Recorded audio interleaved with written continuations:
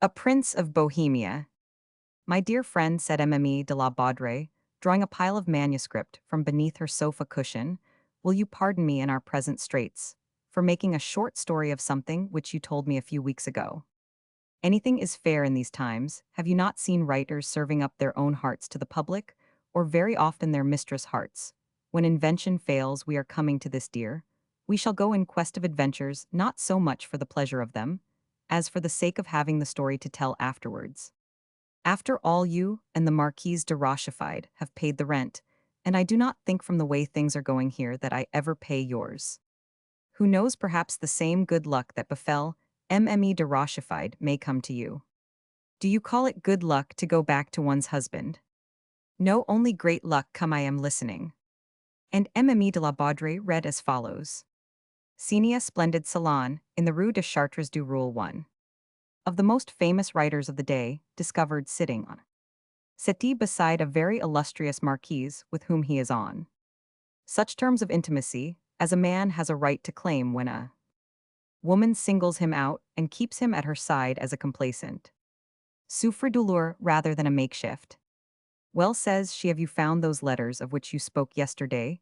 You said that you could not tell me all about him without them. Yes, I have them. It is your turn to speak. I am listening like a child when his mother begins the tale of Le Grand Serpentin Vert. I count the young man in question in that group of our acquaintances, which we are wont to style our friends. He comes of a good family, he is a man of infinite parts, and a luck full of excellent dispositions, and most charming conversation. Young as he is seen much. And while awaiting better things he dwells in bohemianism, which by rights should be called the doctrine of the Boulevard des Italiens, finds its recruits among young men between 20 and 30, all of them, men of genius in their way, little known, it is true as yet, but sure of recognition one day. And when that day comes, of great distinction, they are distinguished, as it is at carnival time, when their exuberant wit, repressed for the rest of the year, finds a vent in more or less ingenious buffoonery. What times we live in, what an irrational central power, which allows such tremendous energies to run to waste. There are diplomatists in Bohemia, quite capable of overturning Russia's designs, if they but felt the power of France at their backs.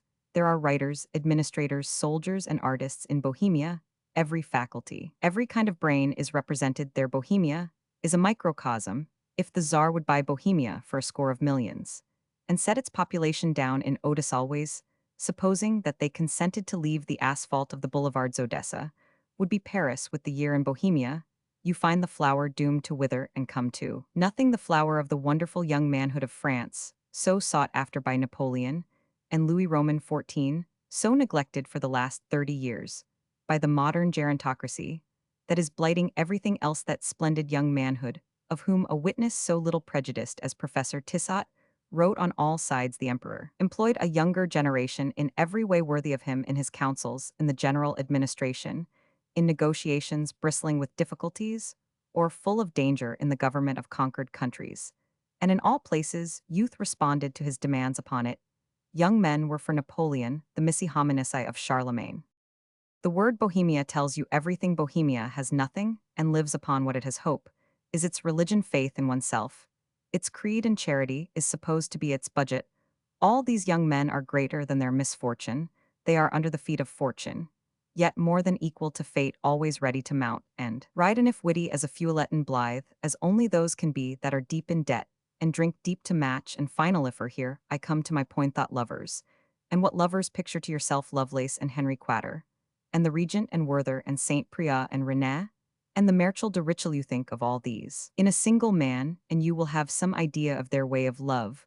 What lovers, eclectic of all things in love, they will serve up a passion to a woman's order. Their hearts are like a bill of fare in a restaurant. Perhaps they have never read Stendhal's De Elamore, but unconsciously they put it in practice. They have by heart their chapters: love, taste, love, passion, love, caprice, love crystallized, and more than all, love transient. All is good in their eyes. They invented the burlesque axiom, in the sight of man all women are equal. The actual text is more vigorously worded, but as in my opinion the spirit is false, I do not stand nice upon the letter. My friend Madame is named Gabriel Jean, Anne Victor Benjamin George Ferdinand Charles Edward, Rusticali Comte de la Palferine. The Rusticalis came to France with Catherine de' Medici. having been ousted about that time from their infinitesimal Tuscan sovereignty. They are distantly related to the House of Este, and connected by marriage to the Guises on the day of St. Bartholomew. They slew a goodly number of Protestants, and Charles Roman IX bestowed the hand of the heiress of the Comte de la Palferine upon the rusticali of that time. The Comte, however, being a part of the confiscated lands of the Duke of Savoy, was repurchased by Henry Roman IV when that great king so far blundered as to restore the fief. And in exchange, the rusticali who had borne arms long before the Medici bore them tow it, argent a cross flory azure the cross. Flower delust by letters patent granted by Charles Roman IX, and a count's coronet with two peasants for supporters with the motto in hoc signo vincimus, rusticali, I repeat retained their title, and received a couple of offices under the crown with the government of a province. From the time of the Valois till the reign of Richelieu, as it may be called, the rusticali played a most illustrious part. Under Louis Roman XIV their glory waned somewhat. Under Louis Roman XV it went out altogether. My friend's grandfather wasted all that was left to the once brilliant house with Emile Lager, whom he first discovered and brought into fashion before Burritt's time. Charles Edward's own father was an officer without any fortune in 1789. The revolution came to his assistance. He had the sense to drop his title and became plain rusticali among other deeds. Roman 1000 rusticali, married a wife during the war in Italy, a Caponi, a goddaughter of the Countess of Albany, hence La Palferine's final names. Rusticali was one of the best colonels in the army. The emperor made him a commander of the Legion of Honor, and account his spine was slightly curved, and his son was wont to say of him laughingly that he was uncont refate contrafate. General Count Rusticali, for he became a brigadier general at Ratisbon, and a general of the division on the field of Wagram, died at Vienna, almost immediately after his promotion or his name. An ability would sooner or later have brought him the marshal's baton. Under the Restoration, he would certainly have repaired the fortunes of a great and noble family, so brilliant even as far back as 1100. Centuries before they took the French title for, the rusticali had given a pope to the church, and twice revolutionized the kingdom of Naples. So illustrious again, under the Valois, so dexterous in the days of the Fronde, that obstinate Frondeurs, though they still existed through the reign of Louis Roman XIV Mazarin, favored them. There was the Tuscan strain in them still, and he recognized it. Today, when Charles Edward de la Palferine's name is mentioned, not 3 persons in 100 know the history of his house, but the Bourbons have actually left a foie grayly to live by his easel. Ah, if you but knew how brilliantly Charles Edward accepts his obscure position, how he scoffs at the bourgeois of 1830, what Attic salt in his wit. He would be the king of Bohemia. If Bohemia would endure a king, his verve is inexhaustible to him. We owe a map of the country, and the names of the 7 castles which Nodier could not discover. The one thing wanting in one of the cleverest skits of our time, said the Marquise. You can form your own opinion of La Palferine from a few characteristic touches, continued Nathan. He once came upon a friend of his, a fellow Bohemian, involved in a dispute on the boulevard with a bourgeois who chose to consider himself affronted to the modern powers that be. Bohemia is insolent in the extreme. There was talk of calling one another out. One moment, interposed La Palferine, as much Lausanne for the occasion as Lausanne himself could have been. One moment. Monsieur was born, I suppose. What, sir? Yes, are you born? What is your name? Godin. Godin, exclaimed La Palferine's friend. One moment, my dear fellow, interrupted La Palferine. There are the Trigadins, are you one of them? Astonishment. No, then, you are one of the new Dukes of Gita, I suppose, of imperial creation. No, oh well, how can you expect my friend to cross swords with you, when he will be secretary of an embassy, an ambassador some day? And you will owe him respect. Godin, the thing is non-existent. You are a nonentity. Godin, my friend, cannot be expected to beat the air when one is somebody. One cannot fight with a nobody. Come, my dear fellow, good day. My respects to Madame, added the friend. Another day La Palferine was walking with a friend, who flung his cigar end in the face of a passerby. The recipient had the bad taste to resent this. You have stood your antagonist's fire, said the young count. The witnesses declare that honor is satisfied. La Palferine owed his tailor 1,000 francs, and the man, instead of going himself, sent his assistant to ask for the money. The assistant found the unfortunate debtor up 6 pairs of stairs at the back of a yard, at the further end of the faubourg. Du rule, the room was unfurnished save for a bed, such a bed, a table. And such a table. La Palferine heard the preposterous demand, which I should qualify as illegal, he said, when he told us the story made as it was at 7 o'clock in the morning. Go, he answered with the gesture and attitude of a Murray-bow, tell your master, in what condition you find me. The assistant apologized and withdrew. La Palferine, seeing the young man on the landing, rose in the attire, celebrated in verse in Britannicus. To add remark the stairs, pay particular attention to the stairs, do not forget to tell him about the stairs. In every position into which chance has thrown La Palferine, he has never failed to rise to the occasion. All that he does is witty, and never in bad taste always. And in everything he displays the genius of Rivarol, the polished subtlety of the old French noble. It was he who told that delicious anecdote of a friend of Laffitte. The banker, a national fund, had been started to give back to Laffitte the mansion in which the Revolution of 1830 was brewed, and this friend appeared at the offices of the fund with here, "Are 5 francs, give me 100 sous change." A caricature was made of it. It was once La Palferine's misfortune in judicial style to make a young girl a mother. The girl, not a very simple innocent, confessed all to her mother, a respectable matron, who hurried forthwith to La Palferine and asked what he meant to do.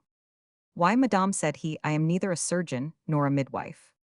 She collapsed, but 3 or 4 years later she returned to the charge, still persisting in her inquiry.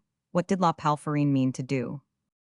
"Well, madame," returned he, "when the child is 7 years old in age, at which a boy ought to pass out of women's hands, an indication of entire agreement on the mother's part. If the child is really mininoth, gesture of assent. If there is a striking likeness, if he bids fair to be a gentleman, if I can recognize in him my turn of mind, and more particularly the rustically air, then ohaha, new movement from the matron, in my word and honor, I will make him a cornet off sugarplums. All this, if you will permit me to make use of the phraseology employed by Roman 1000 Saint Beuve for his biographies of obscuritisol, this, I repeat, is the playful and sprightly yet already somewhat decadent side of a strong race. It smacks rather of the Parcoq serfs than of the Hotel de Rambouillet. It is a race of the strong rather than of the sweet. I incline to lay a little debauchery to its charge, and more than I should wish in brilliant and generous natures. It is gallantry after the fashion of the Marechal de Richelieu, high spirits and frolic carried, rather too far perhaps we may see in it, the outrances of another age, the 18th century, pushed to extremes. It harks back to the musketeers. It is an exploit stolen from champsonets, nay such light-hearted inconstancy takes us back to the festooned and ornate period of the old court of the Valois. In an age as moral as the present, we are bound to regard audacity of this kind sternly. Still, at the same time, that cornet of sugarplums may serve to warn young girls of the perils of lingering, where fancies more charming than chastened come thickly from the first on the rosy, flowery, unguarded slopes, where trespasses ripen into errors full of equivocal effervescence into too palpitating issues. The anecdote puts La Palferine's genius before you in all its vivacity and completeness. He realizes Pascal's entreaty. He comprehends the whole scale between tenderness and pitilessness. And like Epaminondas, he is equally great in extremes, and not merely so. His epigram stamps the epic. The accoucheur is a modern innovation. All the refinements of modern civilization are summed up in the phrase, it is monumental. "Look here, my dear Nathan, what farrago of nonsense is this?" asked the Marquise in bewilderment. "Madame la Marquise," returned Nathan, "you do not know the value of these precious phrases. I am talking Saint Beuve, the new kind of French." I resume, walking one day arm in arm with a friend along the boulevard. He was accosted by a ferocious creditor who inquired, "Are you thinking of me, sir?" "Not the least in the world," answered the Count. Remark the difficulty of the position. Talleyrand, in similar circumstances, had already replied, "You are very inquisitive, my dear fellow, to imitate the inimitable great man," was out of the question. La Palferine, generous, as Buckingham, could not bear to be caught empty-handed. One day, when he had nothing to give a little Savoyard chimney-sweeper, he dipped a hand into a barrel of grapes in a grocer's doorway, and filled the child's cap from it. The little one ate away at his grapes. The grocer began by laughing and ended by holding out his hand. "Oh fie, monsieur," said La Palferine, "your left hand ought not to know what my right hand doth." With his adventurous courage, he never refuses any odds, but there is wit in his bravado. In the passage de l'Opera, he chanced to meet a man who had spoken slightingly of him, elbowed him as he passed, and then turned and jostled him a second time. "You are very clumsy." "On the contrary, I did it on purpose." The young man pulled out his card. La Palferine dropped it. "It has been carried too long in the pocket. Be good enough to give me another." On the ground he received a thrust. Blood was drawn. His antagonist wished to stop. You are wounded, monsieur. I disallow the bot, said La Palferine as coolly as if he had been in the fencing saloon. Then, as he riposted, sending the point home, this time, he added, there is the right thrust, monsieur. His antagonist kept his bed for 6 months. This, still following on Roman 1000 St. Beuve's tracks, recalls the Raffines the finished raillery of the best days of the monarchy. In this speech you discern an untrammeled, but drifting life, a gaiety of imagination that deserts us, when our first youth is past, the prime of the blossom is over, but there remains the dry compact seed, with the germs of life in it ready against the coming winter. Do you not see that these things are symptoms of something unsatisfied, of an unrest impossible to analyze, still less to describe? Yet not incomprehensible, a something ready to break out, if occasion calls into flying upleaping flame? It is the exidia of the cloister, a trace of sourness of ferment, engendered by the enforced stagnation of youthful energies, a vague, obscure melancholy. That will do, said the Marquise. You are giving me a mental shower bath. It is the early afternoon languor. If a man has nothing to do, he will sooner get into mischief than do nothing at all. This invariably happens in France. Youth at present day has two sides to it, the studious or unappreciated, and the ardent or passion. That will do, repeated Mme de Rochefide with an authoritative gesture. You are setting my nerves on edge. To finish my portrait of La Palferine, I hasten to make the plunge into the gallant regions of his character, or you will not understand the peculiar genius of an admirable representative of a certain section of mischievous youth, strong enough, be it said, to laugh at the position in which it is put by those in power, enough to do no work, since work profiteth nothing, yet so full of life that it fastens upon pleasureth one thing that cannot be taken away, and meanwhile a bourgeois mercantile and bigoted policy continues to cut off all the sluices through which so much aptitude and ability would find an outlet. Poets and men of science are not wanted. To give you an idea of the stupidity of the new court, I will tell you of something which happened to La Palferine. There is a sort of relieving officer on the civil list. This functionary one day discovered that La Palferine was in dire distress, drew up a report, no doubt, and brought the descendant of the rusticales 50 francs by way of alms. La Palferine received the visitor with perfect courtesy and talked to various persons at court. Is it true, he asked, that Emile d'Orleans contributes such and such a sum to this benevolent scheme, started by her nephew? If so, it is very gracious of her. Now La Palferine had a servant, a little Savoyard aged 10, who waited on him without wages. La Palferine called him Father Anchises, and used to say, I have never seen such a mixture of besotted foolishness.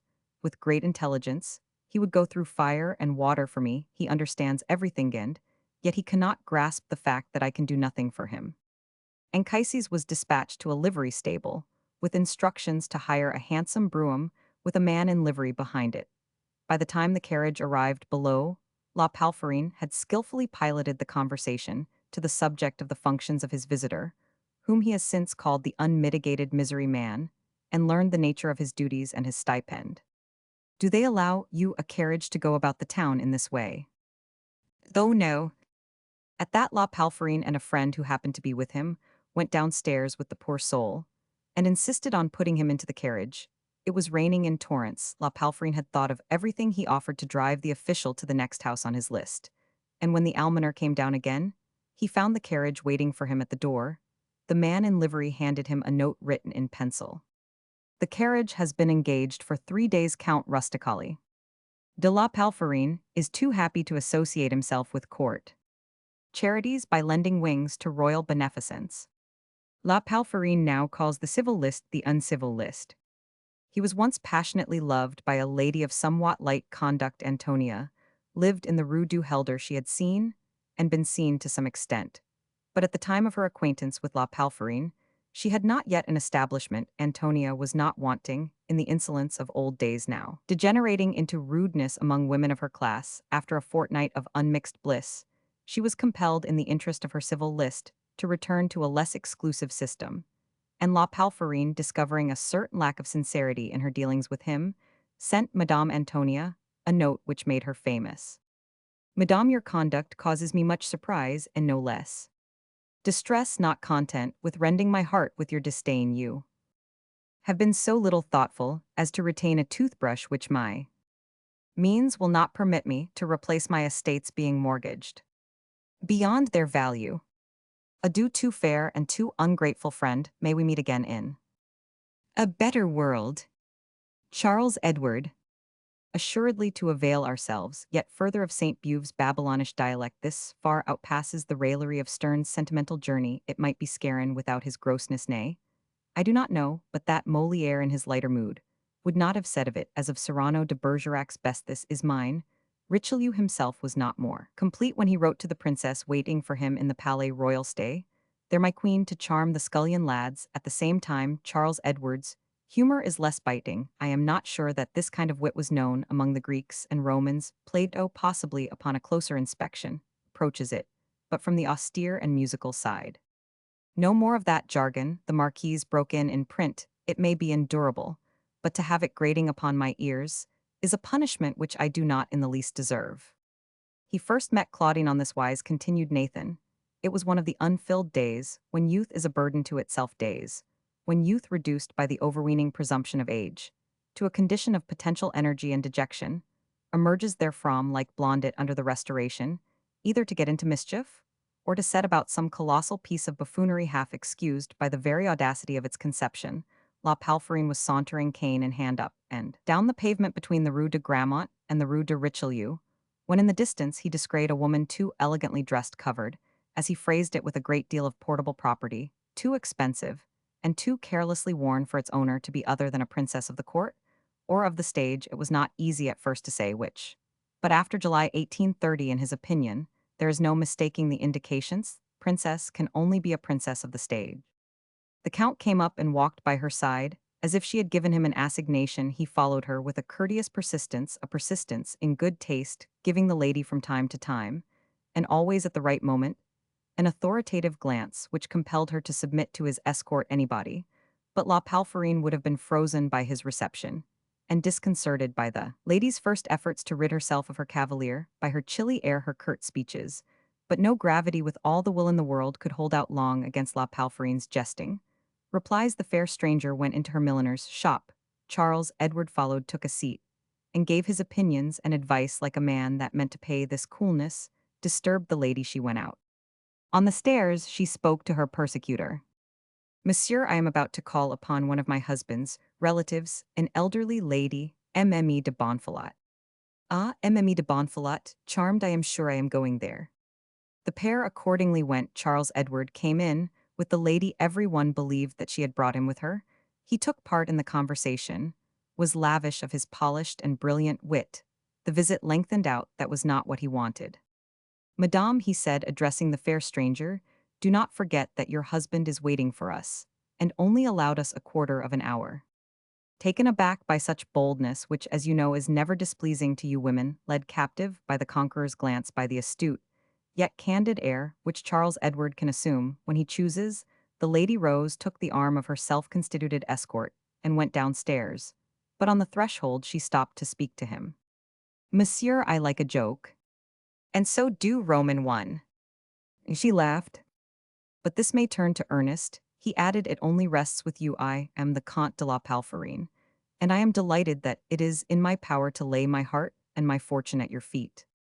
La Palferine was at that time 22 years old. This happened in 1834. Luckily for him, he was fashionably dressed. I can paint his portrait for you in a few words.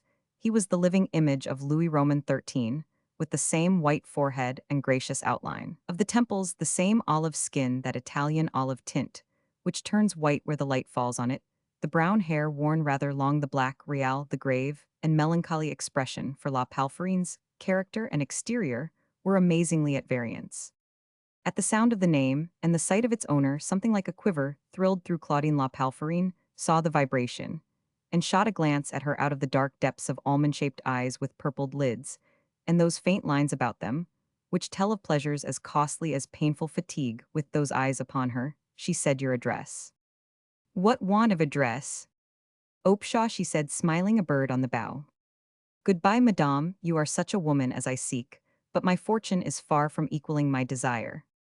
He bowed and then left her 2 days later. By one of the strange chances that can only happen in Paris, he had betaken himself to a money-lending wardrobe dealer to sell such of his clothing as he could spare. He was just receiving the price with an uneasy air after long chaffering, when the stranger lady passed and recognized him. Once for all, cried he to the bewildered wardrobe dealer, I tell you I am not going to take your trumpet. He pointed to a huge, much-tinted musical instrument hanging up outside against a background of uniform civil and military. Then, proudly and impetuously, he followed the lady. From that great day of the trumpet, these two understood one another to admiration. Charles Edward's ideas on the subject of love are as sound as possible according to him. A man cannot love twice, there is but one love in his lifetime. But that love is a deep and shoreless sea, it may break in upon him at any time, as the grace of God found St. Paul, and a man may live 60 years, and never know love, perhaps, to quote Heine's superb phrase, it is the secret malady of the heart, a sense of the infinite, that there is within us together with the revelation of the ideal beauty in its visible form. This love, in short, comprehends both the creature and creation, but so long as there is no question of this great poetical conception, the loves that cannot last can only be taken lightly, as if they were, in a manner, snatches of song, compared with love the epic. To Charles Edward the adventure brought neither the thunderbolt signal of love's coming nor, yet that gradual revelation of an inward fairness, which draws two natures by degrees more and more strongly each to each. For there are but two ways of love at first sight, doubtless akin to the Highland second sight, and that slow fusion of two natures which realizes Plato's man-woman. But if Charles Edward did not love, he was loved to distraction. Claudine found love made complete body and soul in her, in short, La Palferine awakened the one passion of her life, while for him Claudine was only a most charming mistress. The devil himself, a most potent magician, certainly with all hell at his back, could never have changed the natures of these two unequal fires. I dare affirm that Claudine not unfrequently bored Charles Edward. Stale fish and the woman you do not love are only fit to fling out of the window after 3 days, he used to say.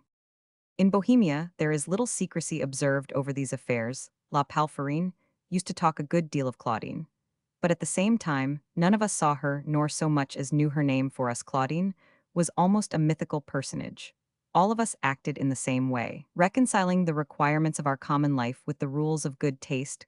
Claudine Hortense, the Baroness, the Bourgeoise, the Empress, the Spaniard, the Lioness, these were cryptic titles, which permitted us to pour out our joys, our cares, vexations, and hopes, and to communicate our discoveries further. None of us went. It has been shown in Bohemia that chance discovered the identity of the fair unknown, and at once, as by tacit convention, not one of us spoke of her again. This fact may show how far youth possesses a sense of true delicacy, how admirably certain natures of a finer clay know the limit line, where jest must end, and all that host of things French covered by the slang word blog, a word which will shortly be cast out of the language, let us hope. And yet it is the only one which conveys an idea of the spirit of Bohemia. So we often used to joke about Claudine, and the Count Tauger's Claudine sung to the air of Tauger's, Jessel, what are you making of Claudine? How is Claudine? I wish you all such a mistress for all the harm I wish you. La Palferine began one day. No greyhound, no basset dog, no poodle can match her in gentleness, submissiveness, and complete tenderness. There are times when I reproach myself, when I take myself to task for my hard heart. Claudine obeys with saintly sweetness. She comes to me, I tell her to go, she goes, she does not even cry till she is out in the courtyard. I refuse to see her for a whole week at a time. I tell her to come at such an hour on Tuesday, and be at midnight, or 6 o'clock, in the morning, 10 o'clock, 5 o'clock, breakfast time, dinner time, bedtime, any particularly inconvenient hour in the day she will come, punctual to the minute, beautiful, beautifully dressed and enchanting. And she is a married woman with all the complications and duties of a household, the fibs that she must invent, the reasons she must find for conforming to my whims, would tax the ingenuity of some of us. Claudine never wearies, you can always count upon her. It is not love, I tell her, it is infatuation. She writes to me every day. I do not read her letters, she found that out, but still, she writes. See here, there are 200 letters in this casket. She begs me to wipe my razors on one of her letters every day, and I punctually do so. She thinks, and rightly, that the sight of her handwriting will put me in mind of her. La Palferine was dressing as he told us this. I took up the letter which he was about to put to this use, read it, and kept it, as he did not ask to have it back here. It is I looked for it, and found it as I promised. Monday, midnight. Well, my dear, are you satisfied with me? I did not even ask for your hand, yet you might easily have given it to me, and I longed so much to hold it to my heart, to my lips. No, I did not ask. I am so afraid of displeasing you. Do you know one thing? though I am cruelly sure that anything I do is a matter of perfect indifference to you. I am none the less extremely timid in my conduct. The woman that belongs to you, whatever her title to call herself yours, must not incur so much as the shadow of blame in so far as love comes from the angels in heaven, from whom are no secrets hid. My love is as pure as the purest wherever I am. I feel that I am in your presence, and I try to do you honor. All that you said about my manner of dress impressed me very much. I began to understand how far above others are those that come of a noble race. There was still something of the opera girl in my gowns, in my way of dressing my hair. In a moment I saw the distance between me and good taste. Next time you will receive a duchess, you shall not know me again. Ah, how good you have been to your Claudine! How many and many a time I have thanked you for telling me those things. What interest lay in those few words! You have taken thought for that thing belonging to you called Claudine. This imbecile would never have opened my eyes. He thinks that everything I do is right, and besides he is much too humdrum, too matter-of-fact, to have any feeling for the beautiful. Tuesday is very slow of coming for my impatient mind. On Tuesday I shall be with you for several hours. Ah, when it comes I will try to think that the hours are months, that it will be so. Always I am living in hope of that morning now, as I shall live upon the memory of it afterwards. Hope is memory that craves, and recollection memory sated. What a beautiful life within life thought makes for us in this way. Sometimes I dream of inventing new ways of tenderness, all my own, a secret which no other woman shall guess. A cold sweat breaks out over me at the thought that something may happen to prevent this morning. Oh, I would break with him for good if need was, but nothing here could possibly interfere. It would be from your side. Perhaps you may decide to go out, perhaps to go to see some other woman. Oh, spare me this Tuesday, for pity's sake. If you take it from me, Charles, you do not know what he will suffer. I should drive him wild, but even if you do not want me, or you are going out, let me come all the same to be with you. While you dress only to see you, I ask no more than that, only to show you that I love you without a thought of self. Since you gave me leave to love you, for you gave me leave. Since I am yours, since that day, I loved and love you with the whole strength of my soul, and I shall love you forever. For once having loved you, no one could know one ought to love another. And you see, when those eyes that ask nothing but to see you are upon you, you will feel that in your Claudine there is a something divine called into existence by you. Alas, with you, I can never play the coquette. I am like a mother with her child. I endure anything from you. I that was once so imperious and proud, I have made dukes and princes fetch and carry for me aides de camp, worth more than all the court of Charles Roman 10 put together have done my errands. Yet I am treating you as my spoilt child. But where is the use of coquetry? It would be pure waste, and yet, monsieur, for want of coquetry I shall never inspire love in you. I know it, I feel it, yet I do as before, feeling a power that I cannot withstand, thinking that this utter self-surrender will win me the sentiment innate in all men. So he tells me, for the thing that belongs to them. Wednesday.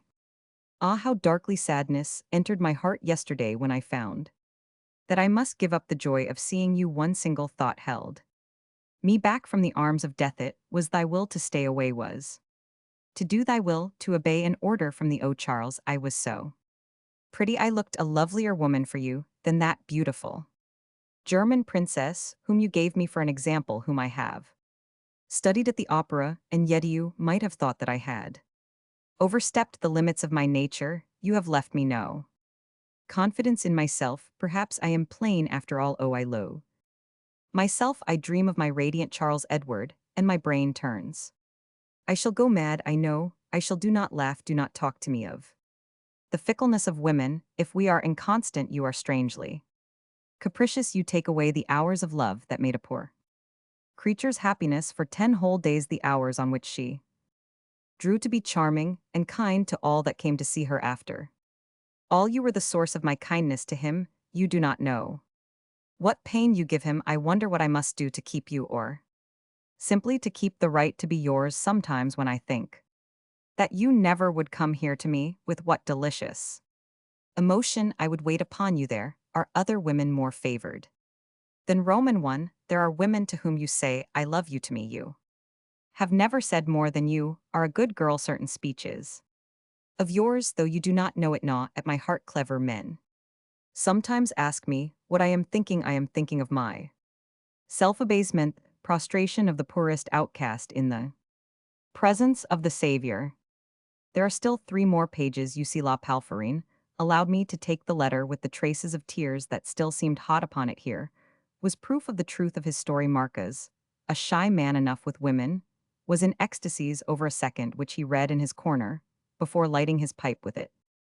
Why any woman in love will write that sort of thing, cried La Palferine. Love gives all women intelligence and style, which proves that here in France style proceeds from the matter, and not from the word. See now how well this is thought out, how clear-headed sentiment isned. With that, he reads us another letter far superior to the artificial and labored productions, which we novelists write. One day poor Claudine heard that La Palferine was in a critical position. It was a question of meeting a bill of exchange. An unlucky idea occurred to her. She put a tolerably large sum in gold into an exquisitely embroidered purse, and went to him. Who has taught you as to be so bold as to meddle with my household affairs? La Palferine cried angrily. Mend my socks, and work slippers for me. If it amuses you so you will play the Duchess. And you turn the story of Danae against the aristocracy. He emptied the purse into his hand as he spoke and made as though he would fling the money in her face. Claudine, in her terror, did not guess that he was joking. She shrank back, stumbled over a chair, and fell with her head against the corner of the marble chimney-piece. She thought she should have died when she could speak. Poor woman, as she lay on the bed, all that she said was, I deserved it, Charles. For a moment La Palferine was in despair. His anguish revived Claudine. She rejoiced in the mishap. She took advantage of her suffering to compel La Palferine to take the money and release him from an awkward position. Then followed a variation on La Fontaine's fable, in which a man blesses the thieves that brought him a sudden impulse of tenderness from his wife. And while we are upon this subject, another saying will paint the man for you. Claudine went home again, made up some kind of tale, as best she could to account for her bruised forehead, and fell dangerously. Roman 99. An abscess formed in the head. The Dr. Bianchon, I believe as it was Bianchon, wanted to cut off her hair. The Duchesse de Berris' hair is not more beautiful than Claudine's. She would not hear of it. She told Bianchon in confidence that she could not allow it to be cut without leave from the Comte de Palferine. Bianchon went to Charles Edward. Charles Edward heard him with much seriousness. The doctor had explained the case at length, and showed that it was absolutely necessary to sacrifice the hair to ensure the success of the operation. Cut off Claudine's hair, cried he in peremptory tones. No, I would sooner lose her. Even now, after a lapse of 4 years, Bianchon still quotes that speech. We have laughed over it for half an hour together. Claudine, informed of the verdict, saw in it a proof of affections. She felt sure that she was loved in the face of her weeping family, with her husband on his knees. She was inexorable. She kept the hair. The strength that came with the belief that she was loved came to her aid. The operation succeeded perfectly. There are stirrings of the inner life which throw all the calculations of surgery into disorder and baffle the laws of medical science. Claudine wrote a delicious letter to La Palferine, a letter in which the orthography was doubtful and the punctuation, all to seek to tell him of the happy result of the operation, and to add that love was wiser than all the sciences. Now, said La Palferine, one day, what am I to do to get rid of Claudine? Why, she is not at all troublesome. She leaves you master of your actions, objected we. That is true, returned La Palferine, but I do not choose that anything shall slip into my life without my consent. From that day he set himself to torment Claudine. It seemed that he held the bourgeoise, the nobody, in utter horror. Nothing would satisfy him. But a woman with a title, Claudine, it was true, had made progress. She had learned to dress as well as the best-dressed woman of the Faubourg Saint-Germain.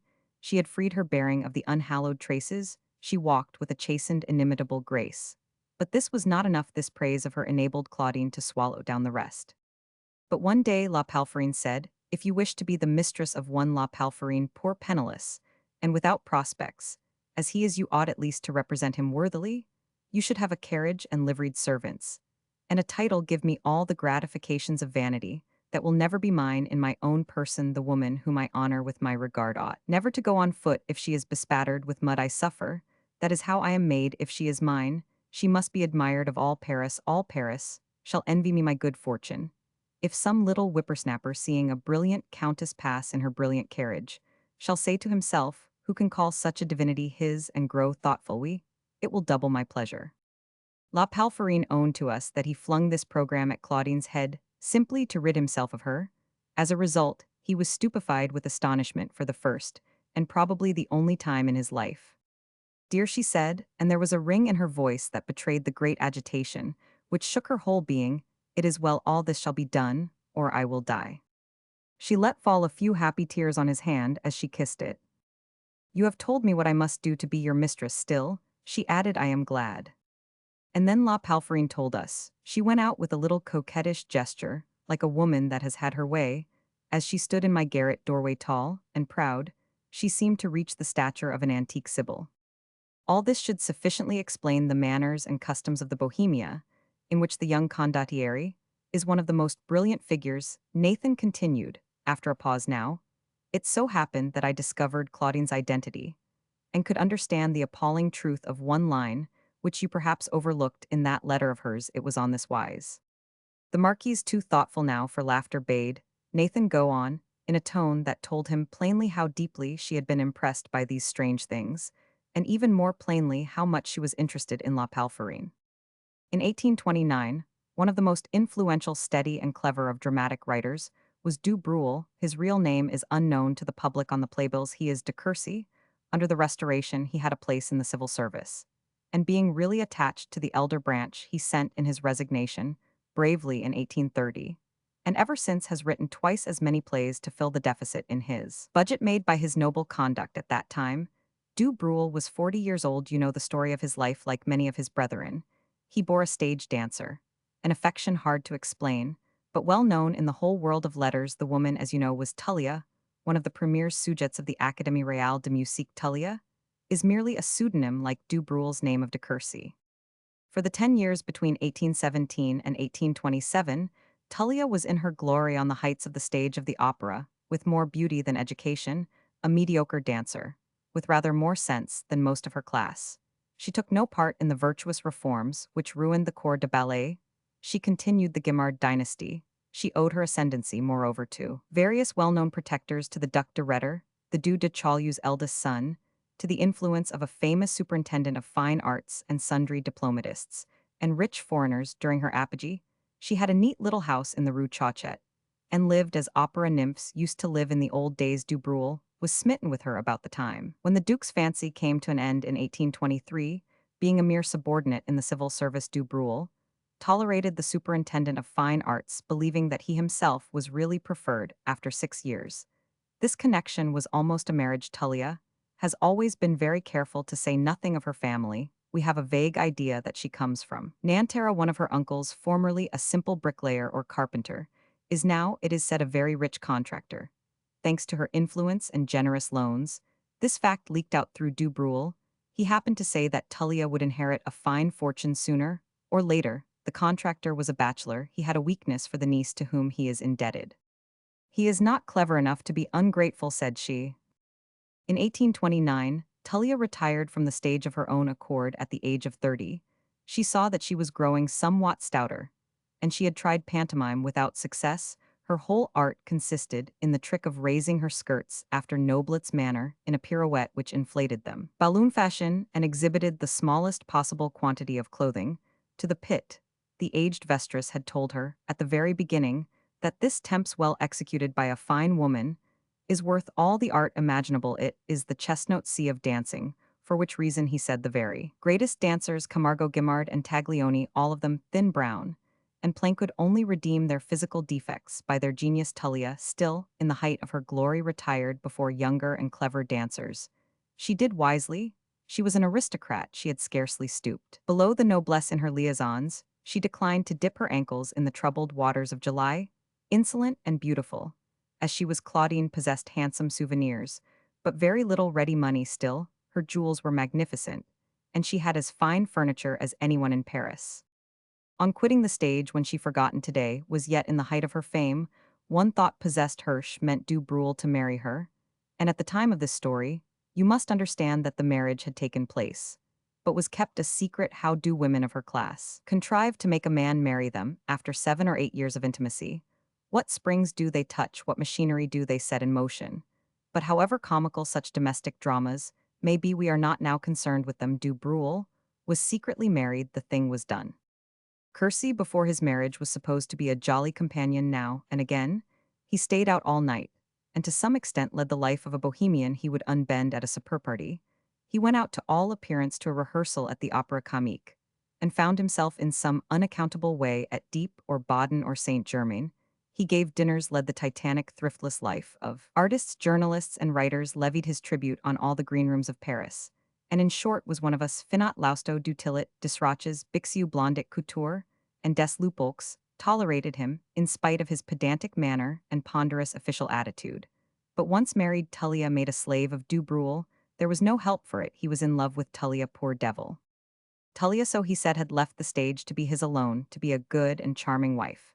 And somehow Tullia managed to induce the most puritanical members of Du Bruel's family to accept her from the very first before anyone suspected her motives. She assiduously visited old Mme de Bonfilat, who bored her horribly. She made handsome presents to mean old Mme de Kiss, Du Bruel's great aunt. She spent a summer with the latter lady, and never missed a single mass. She even went to confession, received absolution, and took the sacrament, but this, you must remember, was in the country, and under the aunt's eyes. I shall have real aunts now, do you understand? She said to us when she came back in the winter. She was so delighted with her respectability, so glad to renounce her independence, that she found means to compass her end.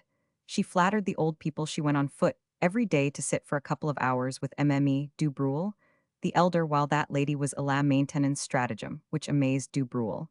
And he admired his wife without criticism. He was so fast in the toils already that he did not feel his bonds. Claudine succeeded in making him understand that only under the elastic system of a bourgeois government, only at the bourgeois court of the citizen king, could a Tullia, now metamorphosed into a Mme du Bruel, be accepted in the society which her good sense prevented her from. Attempting to enter, Mme de Bonfilat, Mme de Kiss, and Mme du Bruel received her. She was satisfied. She took up the position of a well-conducted, simple, and virtuous woman, and never acted out of character. In 3 years' time, she was introduced to the friends of these ladies. And still I cannot persuade myself that young Mme du Bruel used to display her ankles and the rest to all Paris with the light of 100 gas jets pouring upon her. Mme Anselme Popinot remarked naively. From this point of view, July 1830 inaugurated an era not unlike the time of the Empire, when a waiting woman was received at court, in the person of Mme Garrett. A Chief Justice's Lady Tullia had completely broken, as you may guess, with all her old associates of her former acquaintances. She only recognized those who could not compromise her at the time of her marriage. She had taken a very charming little hotel between a court and a garden, lavishing money on it with wild extravagance, and putting the best part of her furniture and Du Bruel's into it. Everything that she thought common or ordinary was sold to find anything comparable to her sparkling splendor. You could only look back to the days when Sophie Arnaud de Guimard, or a Duth in all her glory, squandered the fortunes of princes. How far did this sumptuous existence affect Du Bruel? It is a delicate question to ask, and a still more delicate one. To answer, a single incident will suffice to give you an idea of Tullia's crotchets. Her bedspread of Brussels lace was worth 10,000 francs. A famous actress had another like it. As soon as Claudine heard this, she allowed her cat, a splendid Angora, to sleep on the bed. That trait gives you the woman. Du Bruel dared not say a word. He was ordered to spread abroad that challenge in luxury, so that it might reach the other. Tullia was very fond of this gift from the Duc de Rhetore, but one day, 5 years after her marriage, she played with her cat to such purpose that the coverlet for Bellow's flounces and all was torn to shreds, and replaced by a sensible quilt, a quilt that was a quilt and not a symptom of the peculiar form of insanity which drives these women to make up by an insensate luxury for the childish days when they lived on raw apples. To quote the expression of a journalist, the day when the bedspread was torn to tatters marked a new epoch in her married life. Kersey was remarkable for his ferocious industry. Nobody suspects the source to which Paris owes the patch and powder 18th-century vaudevilles that flooded the stage. Those thousand Dandon vaudevilles, which raised such an outcry among the feuilletonists, were written at Mme du Bruel's expressed desire. She insisted that her husband should purchase the hotel on which she had spent so much, where she had housed 500,000 francs worth of furniture. Wherefore Tullia never enters into explanations. She understands the sovereign woman's reason to admiration. People made a good deal of fun of Kersey, said she. But as a matter of fact, he found this house in the 18th century, rouge box, powder puffs, and spangles. He would never have thought of it. But for me, she added, burying herself in the cushions in her fireside corner. She delivered herself thus on her return from a first night du Bruel's piece had succeeded. And she foresaw an avalanche of criticisms. Tullia had her. At Holmes every Monday she gave a tea party. Her society was as select as might be, and she neglected nothing that could make her house pleasant. There was a bouillotte in one room, conversation in another, and sometimes a concert, always short, in the large drawing room. None but the most eminent artists performed in the house. Tullia had so much good sense that she attained to the most exquisite tact, and herein, in all probability, lay the secret of her ascendancy over du Bruel. At any rate, he loved her with the love which use and want at length makes indispensable to life. Every day adds another thread to the strong, irresistible, intangible web, which enmeshes the most delicate fancies, takes captive every most transient mood, and binding them together holds a man captive hand and foot, heart, and Tullia knew Kersey well. She knew every weak point in his armor, knew also how to heal his wounds. A passion of this kind is inscrutable for any observer, even for a man who prides himself, as I do, on a certain expertness. It is everywhere unfathomable. The dark depths in it are darker than in any other mystery, the colors confused even in the highest lights. Kersey was an old playwright, jaded by the life of the theatrical world. He liked comfort. He liked a luxurious, affluent, easy existence. He enjoyed being a king in his own house. He liked to be host to a party of men of letters in a hotel resplendent with royal luxury, with carefully chosen works of art shining in the setting. Tullia allowed du Bruel to enthrone himself amid the tribe. There were plenty of journalists whom it was easy enough to catch and ensnare, and thanks to her, evening parties and a well-timed loan here and their Kersey was not attacked. Too seriously his plays succeeded for these reasons. He would not have separated from Tullia for an empire. If she had been unfaithful, he would probably have passed it over on condition that none of his accustomed joys should be retrenched. Yet strange to say, Tullia caused him no twinges on this account. No fancy was laid to her charge. If there had been any, she certainly had been very careful of appearances. My dear fellow du Bruel would say, laying down the law to us on the boulevard, there is nothing like one of these women who have sown their wild oats and got over their passions. Such women as Claudine have lived their bachelor life. They have been over head and ears in pleasure and make the most adorable wives that could be wished. They have nothing to learn. They are formed. They are not in the least prudish. They are well broken in and indulgent. So I strongly recommend everybody to take the remains of a racer. I am the most fortunate man on earth. Du Bruel said this to me himself with Bixiou there to hear it. My dear fellow, said the caricaturist, perhaps he is right to be in the wrong. About a week afterwards, du Bruel asked us to dine with him one Tuesday that morning. I went to see him on a piece of theatrical business, a case submitted to us for arbitration by the Commission of Dramatic Authors. We were obliged to go out again. But before we started, he went to Claudine's room, knocked, as he always does, and asked for leave to enter. We live in grand style, said he, smiling. We are free, each is independent. We were admitted. Du Bruel spoke to Claudine. I have asked a few people to dinner today. Just like you, cried she, you ask people without speaking to me? I count for nothing here now, taking me as arbitrator. By a glance, I ask yourself, when a man has been so foolish as to live with a woman of my sort, for after all I was in opera, danceries, I ought always to remember that, if other people are to forget it well under those circumstances, a clever man seeking to raise his wife in public opinion would do his best to impose her upon the world as a remarkable woman, to justify the step he had taken by acknowledging that in some ways she was something more than ordinary women. The best way of compelling respect from others is to pay respect to her at home, and to leave her absolute mistress of the house well. And yet it is enough to awaken one's vanity to see how frightened he is of seeming to listen to me. I must be in the right 10 times over if he concedes a single point. Emphatic negative gestures from du Bruel at every other word. Oh yes, yes, she continued quickly in answer to this mute dissent. I know all about it, du Bruel, my dear, I that have been like a queen in my house all my life. Till I married you my wishes were guessed fulfilled, and more than fulfilled. After all I am 35, and at 35, a woman cannot expect to be loved. Ah, if I were a girl of 16, if I had not lost something that is dearly bought at the opera, what attention you would pay me, Roman. 1000, du Bruel. I feel the most supreme contempt for men who boast that they can love and grow careless and neglectful in little things. As time grows on you, are short and insignificant you see do brule you love to torment a woman it is your only way of showing your strength. A Napoleon is ready to be swayed by the woman he loves he loses nothing by it. But as for such as you believe that you are nothing apparently, you do not wish to be ruled 35, my dear boy. She continued turning to me, that is the clue to the riddle no does he say again you know quite well that I am 37 I am very sorry, but just ask your friends to dine at the Rocher de Cancale. I could have them here. But I will not they shall not come. And then perhaps my poor little monologue may engrave that salutary maxim each is master at home upon your memory. That is our character, she added laughing with a return of the opera girl's giddiness and caprice. Well, well, my dear little puss there never mind we can manage to get on together, said Du Bruel, and he kissed her hands and we came away but he was very wroth.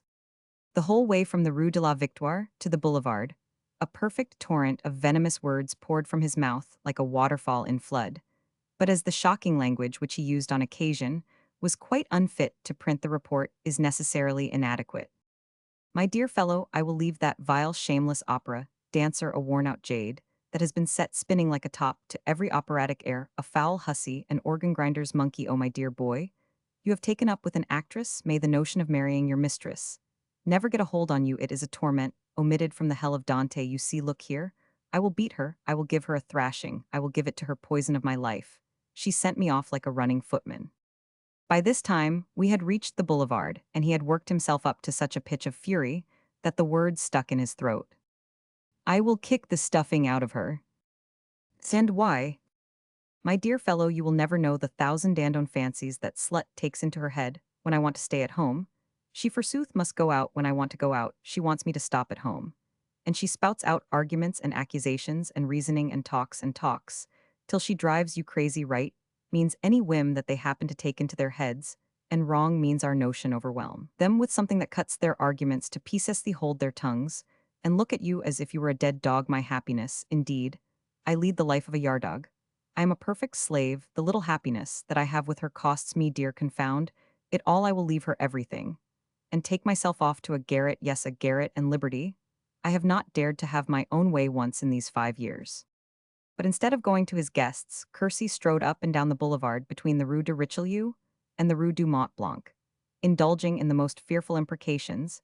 His unbounded language was most comical to hear. His paroxysm of fury in the street, contrasted oddly with his peaceable demeanor in the house exercise, assisted him to work off his nervous agitation. An inward tempest about 2 o'clock on a sudden frantic impulse, he exclaimed, these damned females never know what they want. I will wager my head now that if I go home and tell her that I have sent to ask my friends to dine with me at the Rocher de Cancale, she will not be satisfied, though she made the arrangement herself, but she will have gone off somewhere or other.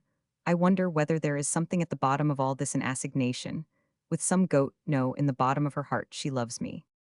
The marquise could not help smiling. Ah, madame, said Nathan, looking keenly at her, only women and prophets know how to turn faith to account. Du Bruel would have me go home with him, he continued, and we went slowly back. It was 3 o'clock before he appeared. He heard a stir in the kitchen, saw preparations going forward, and glanced at me as he asked the cook the reason of this. Madame ordered dinner, said the woman. Madame dressed and ordered a cab, and then she changed her mind and ordered it again for the theater this evening. Good, exclaimed Du Bruel, what did I tell you?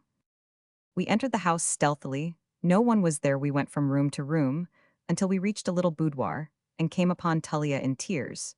She dried her eyes without affectation and spoke to Du Bruel. Send a note to the Rocher de Cancale, she said, and ask your guests to dine here.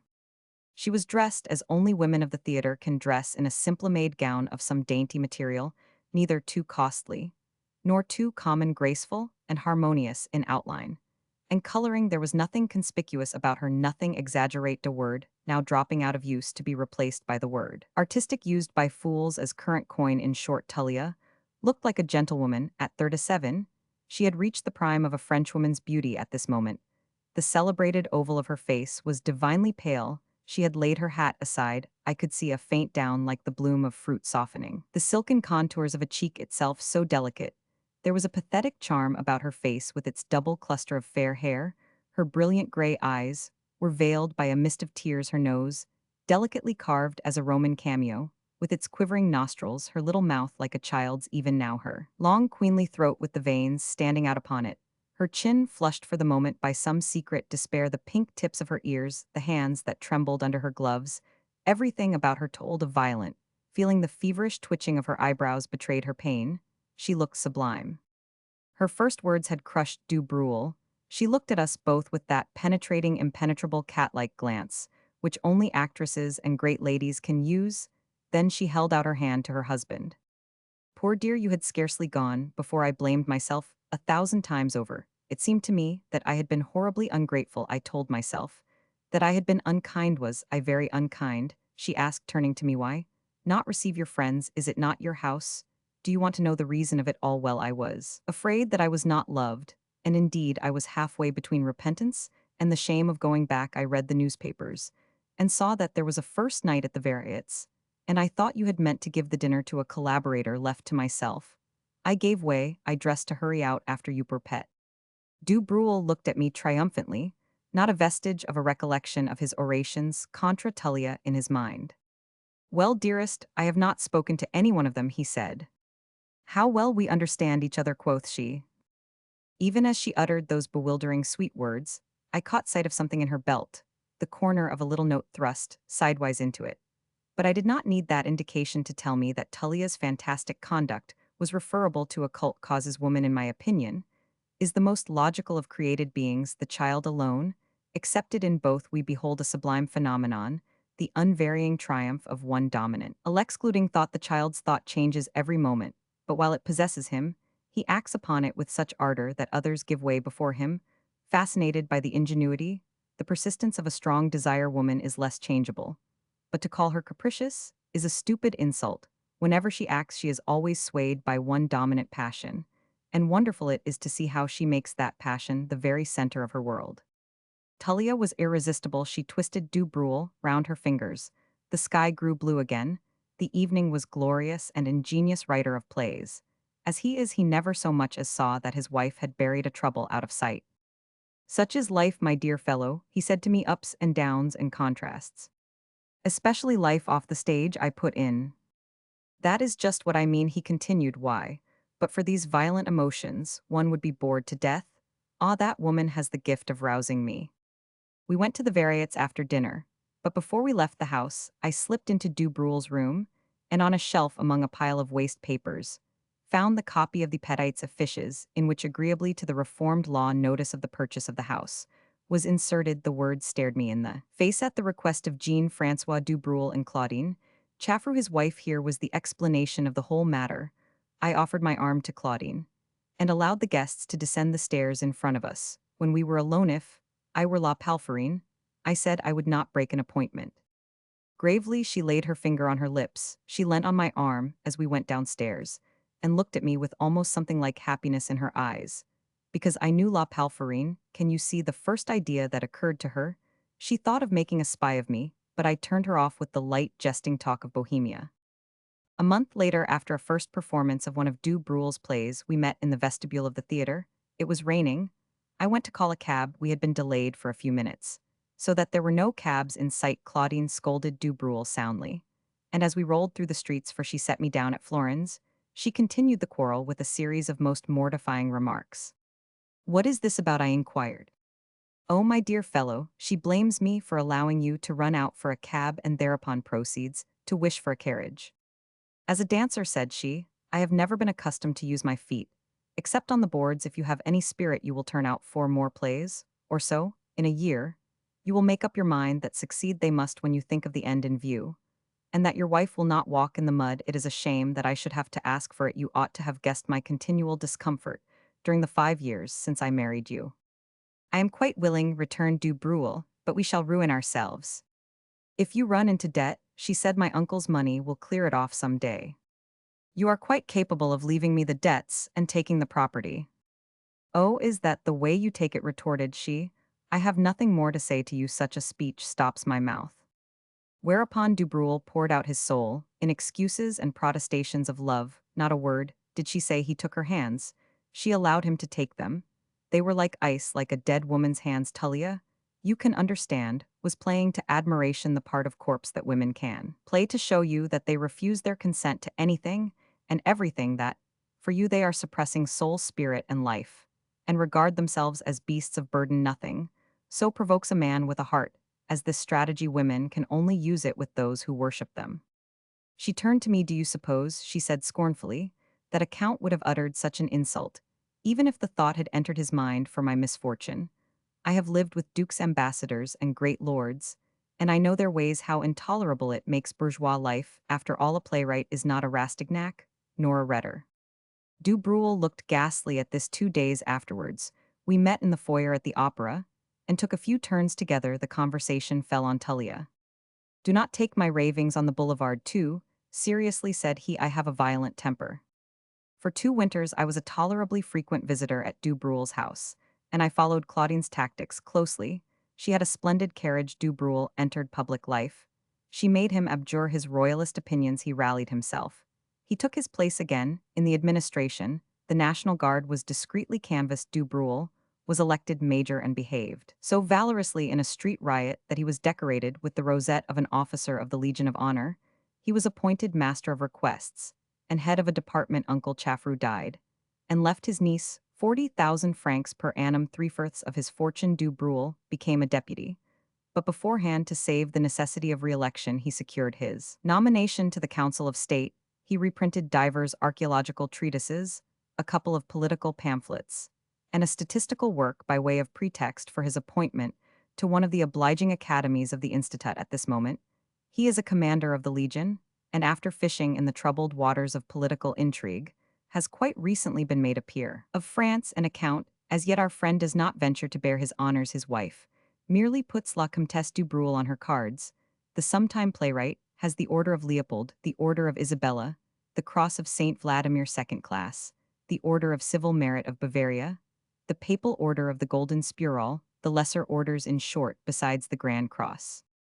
3 months ago, Claudine drove to La Palferine's door in her splendid carriage, with its armorial bearings. Du Bruel's grandfather was a farmer of taxes, ennobled towards the end of Louis XIV's. Reign Charon composed his coat of arms for him, so the Count's coronet looks not amiss above a scutcheon. Innocent of imperial absurdities in this way, in the short space of 3 years, Claudine had carried out the program laid down for her by the charming, light-hearted La Palferine.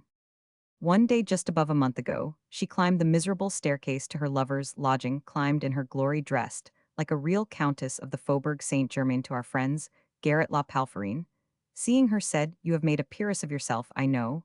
But it is too late, Claudine. Every one is talking just now about the Southern Cross. I should like it. See it. I will get it for you."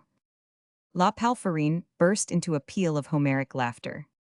Most distinctly, he returned, "I do not wish to have a woman as ignorant as a carp for my mistress. A woman that springs like a flying fish from the green room of the opera to court for, I should like to see you at the court of the citizen king." She turned to me.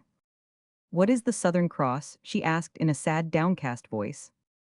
I was struck with admiration for this indomitable love, outdoing the most ingenious marvels of fairy tales in real life. A love that would spring over a precipice to find a roc's egg, or to gather the singing flower. I explained that the Southern Cross was a nebulous constellation, even brighter than the Milky Way, arranged in the form of a cross, and that it could only be seen in southern latitudes. "Very well, Charles, let us go," said she. A Palfrine ferocious though he was had tears in his eyes, but what a look there was in Claudine's face, what a note in her voice. I have seen nothing like the thing that followed, not even in the supreme touch of a great actor's art, nothing to compare with her movement. When she saw the hard eyes softened in tears, Claudine sank upon her knees and kissed La Palferine's pitiless hand. He raised her with his grand manner, his rustically air, as he calls it there. "Child," he said, "I will do something for you. I will put you in my will." Well, concluded Nathan, I ask myself sometimes whether Du Bruel is really deceived. Truly, there is nothing more comic, nothing stranger than the sight of a careless young fellow ruling a married couple, his slightest whims received as law, the weightiest decisions revoked at a word from him. That dinner incident, as you can see, is repeated times without number. It interferes with important matters still. But for Claudine's caprices, Du Bruel would be de Courcy, still one vaudevillist among 500, whereas he is in the House of Peers. "You will change the names, I hope," said Nathan, addressing Mme de la Baudre. I should think so. I have only set names to the masks for you, my dear Nathan.